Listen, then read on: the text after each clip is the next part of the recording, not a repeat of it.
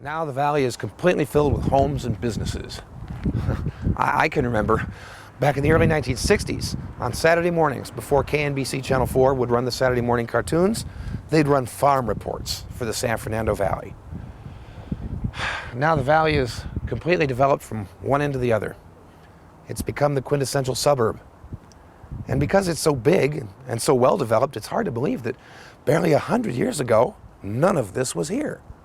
No homes, no movie studios, and almost no roads.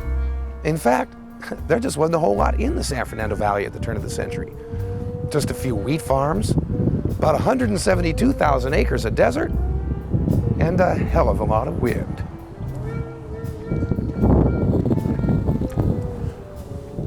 Oh, there were a few settlements out there like Burbank, Glendale, San Fernando, and Calabasas, but for the most part, the San Fernando Valley at the turn of the century was just a big dust bowl without a lot of prospects.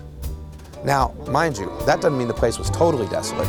At that time, there were at least 5 divisions of the big Los Angeles Farming and Milling Company operating in the valley's southern half. These had started life in the 1870s as successful dry farming wheat operations under 2 in-laws named Isaac Lankershim and Isaac Van Nuys. Starting to sound familiar? Yup. At the turn of the century, the great San Fernando Valley was a peaceful, quiet expanse of sagebrush, pretty much just minding its own business. But while the big valley lay sleeping, over the Hollywood Hills to the south, big Los Angeles was about to get a lot bigger.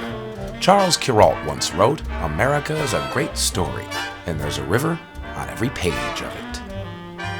On this page of the story, there are 2 of them, the Los Angeles River and the Owens River. By 1905, the rapidly growing city of Los Angeles had drained its only water source, the LA River, Dry.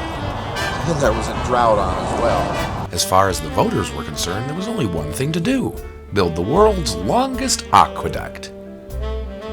And as far as the city was concerned, there was only one man to build it: William Mulholland. Now, here's a guy who personified the word genius. An uneducated Irish immigrant, he came to old Los Angeles in 1877 at the tender age of 22 and became a ditch tender, or zonjero, with the privately owned Los Angeles City Water Company. Los Angeles was a place after my own heart. It was the most attractive town I had ever seen. The Los Angeles River was the greatest attraction. Oh, it was a beautiful, limpid little stream with willows on its banks. It was so attractive to me that it once became something about which my whole scheme of life was woven.